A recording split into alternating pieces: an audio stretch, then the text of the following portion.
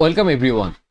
Today we are going to explore Gauss's theorem, one of the most powerful and elegant concepts in electrostatics. This theorem simplifies complex electric field calculations and helps us understand the behavior of electric fields in symmetrical charge distribution. So we divided this lecture as Gauss theorem and its statement actually, and after that we will understand the electric flux, Gauss theorem. Again we will explain it after understanding electric flux, and after that we will understand Gauss's law in integral form. Gauss theorem, also known as Gauss law, states that the flux of the electric field through a closed surface equals the charge enclosed divided by the permittivity of free space. There are two terms. One, the flux of the electric field through a closed surface, and this is equals to the charge enclosed divided by the permittivity of free space. Okay, so this is the idea of the Gauss theorem, which says that there must be a closed charge, a closed surface. So if you don't have a closed surface, then you cannot apply Gauss theorem. This is very important idea. Secondly, all the charges must be inside that closed surface, must be inside the closed surface. It has another consequence, that if the charge is outside the surface, then it will not affect the flux. Okay, if the charge is outside, there is a charge, this is a q enclosed, this charge will be the cause of the flux. But if there is another charge, say q, this charge will not affect the flux. This is very important thing this is very important idea, and you must remember it, where the charge is enclosed surface, inside the enclosed surface or outside. Okay, and there is another term, the permittivity. That means it depends upon, that means the flux depends upon the media or medium, and it is denoted by this permittivity, and we denote permittivity as epsilon. Now we will understand what is electric flux.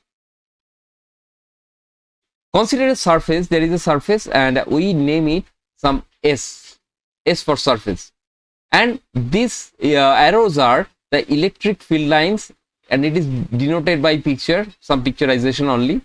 So what will be the flux inside this surface? Flux equals to E dot A, and A equals to area vector. Very important idea that area is a vector. Okay, and it has a magnitude and a direction.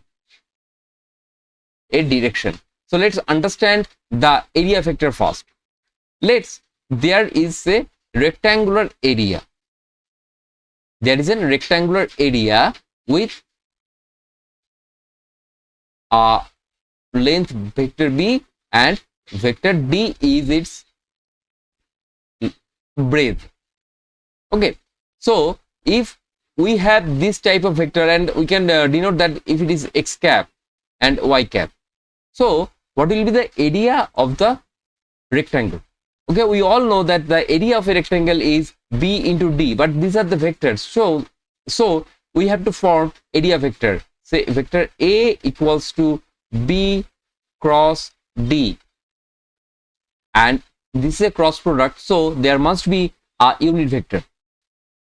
To understand the unit vector or the direction of the vector, we simplify this like b into x cap into d into y cap. Okay, then we have b, d and z cap. So if this is z cap, then the direction is there. That means we are rotating counterclockwise. if we don't do that, if we write like D cross B, then the area vector will be at that direction. So when we're talking about flux, then the dot product suggests us that this flux E dot A means if the electric field is like this one, then there is an angle theta. There is an angle theta. So this is nothing but E A cos theta. This is a definition of dot product. Now, the physical significance of E dot E is, I'm writing here, I'm writing here. Physical significance of electric flux is projection of electric field on the direction of area vector,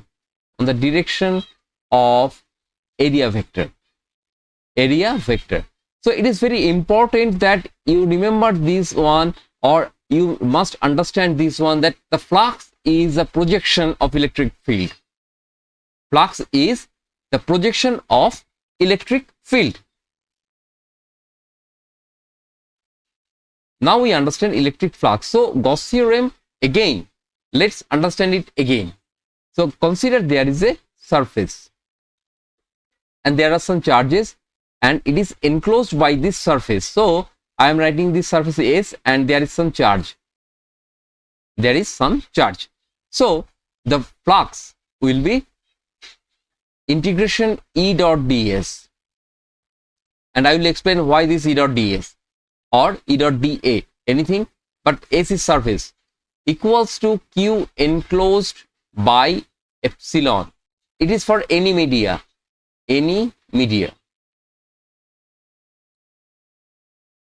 If we want it in vacuum or free space, then we have to write it like this: Q enclosed by epsilon 0. That means Q enclosed, the charge is in vacuum. Okay, remember that the charge is in vacuum. Here the charge is not in vacuum, inside any media. Okay, now how this comes? Let's understand it clearly.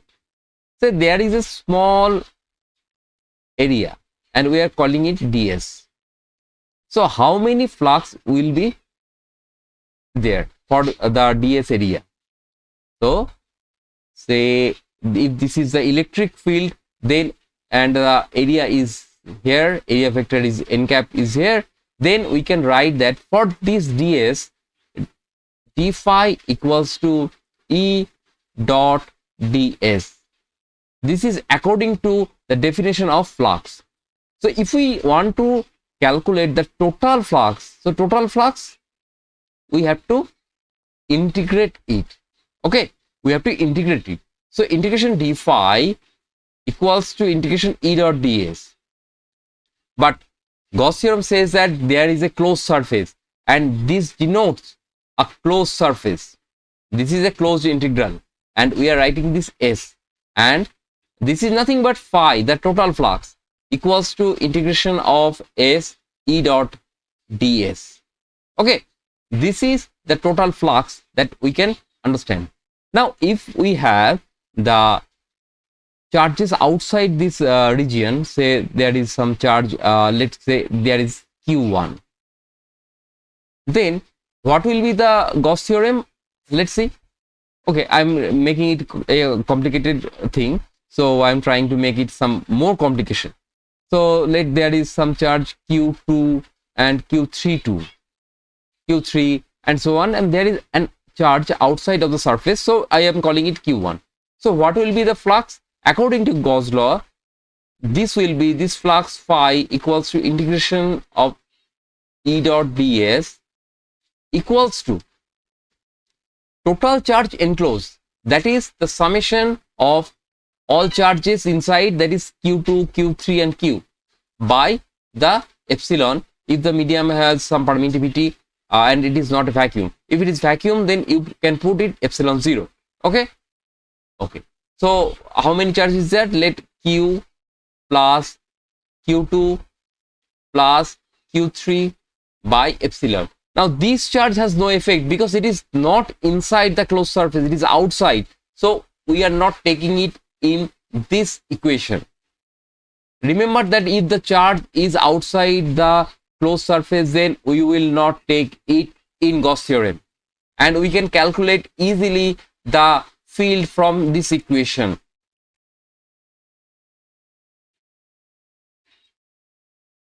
Now we have Gauss theorem. So integration E dot ds equals to q enclosed by epsilon. This is a general term. Remember, this is a general term.